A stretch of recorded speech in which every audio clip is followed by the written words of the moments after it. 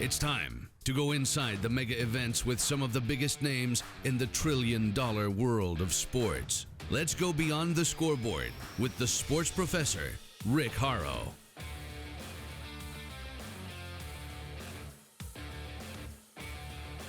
I'm the sports professor, Rick Horrow. Welcome to Beyond the Scoreboard, Inside the Mega Events.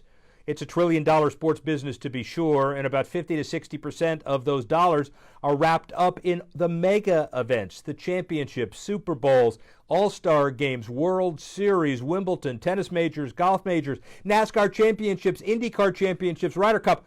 All of those too numerous to mention. I'm in my office to kick off the show, but I'm not here a lot. I'll be on the road on a weekly basis to bring you the inside tips from those major events. The balance sheets, who wins, who loses, the interviews, how you put on the events, and how you sustain them. This is all brought to you by Edelman Financial.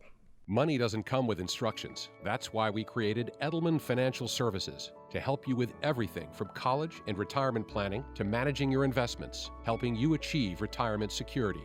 We're among the nation's top financial advisors. Come see how we can help you. Honored and humbled to have with me today somebody who has been a lawyer for 20 years, the commissioner for the NFL 17 years, retired emeritus, godfather, grandfather of pro football as we know it for 12 years, and a friend for all of that time, Paul Tagliabue. How's that for an intro? Pretty good. Thank you for being here, obviously. Accurate. Yeah, accurate and heartfelt.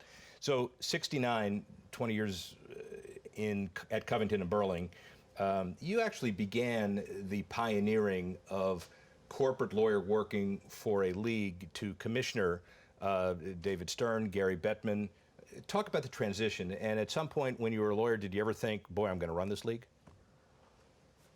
To the last point, the answer is no. I never thought I would run the league. And, you know, the transition was really fairly easy because I had been immersed for 20 years as outside counsel. But maybe more important, I had a great teacher and tutor in Pete Rozelle. So he let me know how to do things, and I followed his playbook. Over the last 20 years, if you invested in an NFL franchise, had the capability of doing it, your values would go up year over year, according to Forbes, about 11.6%. If you invested in the stock market, the Standard & Poor's, it'll go up 4.5%, testament to the structure, but also your leadership. Go run the stock market. But more important than that is that you have a viable business, and its biggest metric for owners is increase in franchise values. What's your perspective on that? Well, my perspective is that we were fortunate in the 90s mostly, but also in the beginning of the 21st century, to get some things in place that had to be put in place. One of the most important was free agency and the salary cap.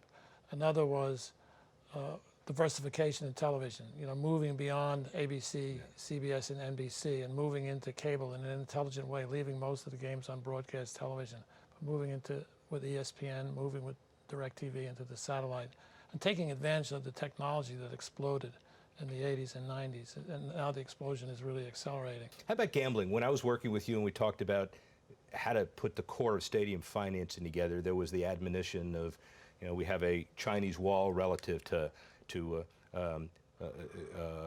Indian land, Indian gaming, casino sponsorships, Vegas. The whole issue is now clearly blurred, and the Raiders are going to Vegas, et cetera, et cetera.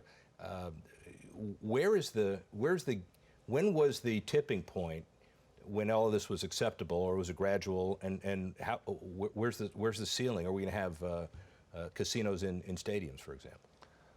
Well, I think the tipping point has come about because of a couple of things. Number one is the public acceptance of gambling. Going back in time, there wasn't that level of public acceptance that there is today. Sometimes for considerations of public policy, sometimes for personal considerations about what is gambling representative, other than a tax on the low-income people in the United States. But secondly, I think, is the technology and the transparency of gambling as it is today. And, you know, I've talked to people who said that the concern about athletes being induced to fix games or throw games, which happened to me when I was playing at Georgetown. We had a game where the other side took money from bookies not to beat the point spread. The feeling is that can be managed now with the transparency and the data analysis that's available. So I think those two things on parallel tracks contributed to the tipping point, which the Supreme Court not only reached the tipping point, but hit it with a hammer with its recent decision saying that the federal law that limited gambling to one state or two states was not legal. And look how prolific the revenues will be, even relative to team valuations in the future. I hear a lot of different estimates. Some of them are sky high, some of them are not so sky high. It's going to depend on whether there is congressional legislation and what kinds of restrictions and limitations are put on the gambling on sports. Totally understood. So, ladies and gentlemen, here is an exclusive that you probably didn't know before, but I have visual evidence. I found you in South Africa researching the viability of an NFL expansion team in Cape Town. Is that correct? Well, you found me in Cape Town in June of this year, and I was very interested in football down there and what that great game that Nelson Mandela talked about, and the ability of sports, including football, to bring people together. But it was not for an NFL expansion. No, and of course I'm kidding, but it is a world coincidence. We found each other on respective trip to Robben Island. But a segue into, it was great seeing you there, but the segue into expansion, NFL in London, NFL in Canada, NFL in Mexico, NFL as one-off games. Talk about that generally. Well, I think that the one-off games are likely to continue for a while, maybe for a long while, because the idea of having a division outside of the United States with long-distance travel, I don't think is realistic. And it may not be realistic in the current environment to think of a league that's got more than 32 teams. So I think the London experiment might be extended to Europe. I've read about the possibility of games in Germany, which was the heart of NFL Europe when we had it. But I think that you're not going to see divisions and conferences outside the United States. What you could see would be feeder leagues in Canada, Mexico, and Europe over time. And I think that would be a great thing for the sport. World League of American Football 2, basically? Yes. Or something like that? Something like that. Yeah, okay. All right, let's go off the field for a couple of minutes. We talked earlier in life about the new rules and what's happening, and are we tackling right the roughing the passer issues? Talk a little bit about that. Well, I think when you discuss those issues, you have to start with the competition committee. And the competition committee has been a great feature of the NFL structure. Some fans know it well. They could tell you who's on the competition committee. They can tell you when it meets. They probably read its reports today online. So, but I think that's been a key to the growth of the game, to changes in the game, the swing from a game that was predominantly running to a game that's predominantly passing. And I think the other huge factor, aside from how the competition committee has been an effective steward of the rules of the game, is the change in the athletes.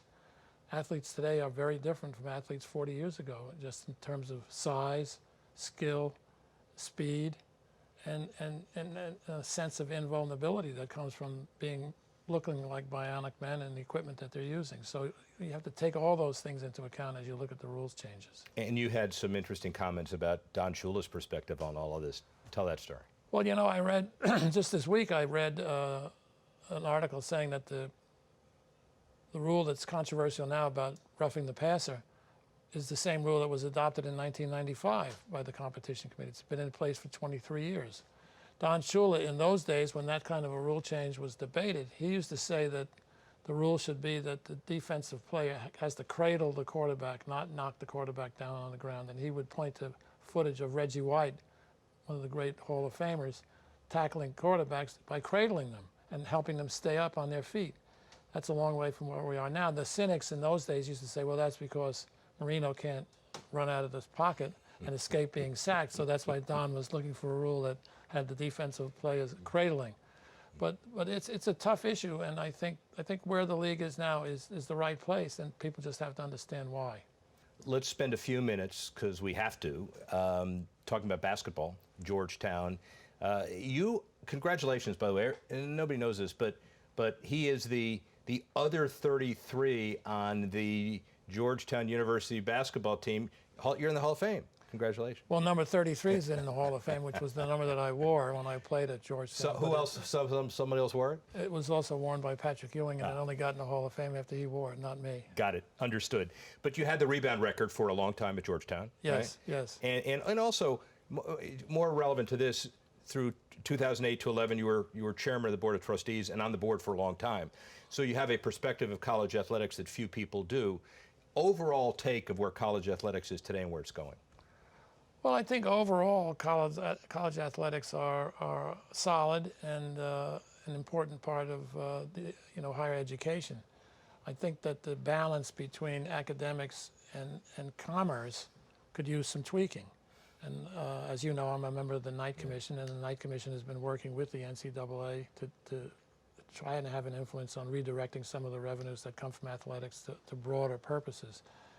And I think the other aspect that needs more attention is the scholarship system, because the athletes, especially in Division I football and basketball, are committing so much time now to athletics.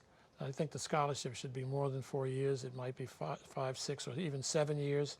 And the athletes should be rewarded in ways that take account of their academic performance, not just their performance in football or basketball. And that would apply to both men and women's sports.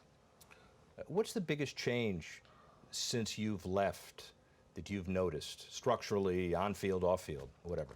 Well, I think the biggest change for the NFL and for the other professional and amateur sports, for that matter, the collegiate, is the way media has exploded and the way media has become available to everybody through the internet technology and digital technology and the proliferation of devices that we referred to earlier. The social media has become a major factor in the way people communicate at all levels, in all contexts, and it exposes everybody to criticism on a targeted basis. And as we found out in the last year or two, it can also be manipulated and misused by foreign countries. So I think if you look at, like, as I said, when I left, the iPhone and social media like Facebook hadn't even started up. Now they dominate our daily lives. You can't be in a conversation without someone saying, "Well, let me look at my phone and see what the answer to that is." That's a big change. If and when you sit down with Roger Goodell, do you basically tell him the game is in good hands, or do you say we've got to make the following changes? No, my perspective with Roger is I think the game is in good hands, and the game on the field is really strong, and that's the critical thing, and that's a tribute to the college game. It's a tribute to the players in the NFL who have not been changed by the money that's in the game today, the salaries they get. You still have people competing as if it's a life and death competition, which in some cases, for people's employment, can be the end of a career because they get cut. But the game is fantastic. The number of really good young quarterbacks right now is exciting. You know, a year or two ago, people used to say to me, "Why do we have Jacksonville and Tennessee in prime time?" Well, now we know why we have Jacksonville and Tennessee in prime time with Bortles and Mariota. So I think that the way the talent is distributed and the way they compete on the field is fantastic, and that's what the beginning and end of it. You've done okay with yourself for the first 70-plus years of your life. What about the next 70-plus? I'm looking at the next 7+, not the next 70. I just want to keep looking at the life through the front windshield and not through the rearview mirror. That's been my philosophy since I retired, and I think it's been worthwhile. The game is in good hands, and I'm incredibly honored to have you here. Thank you very much. Thank you for having me.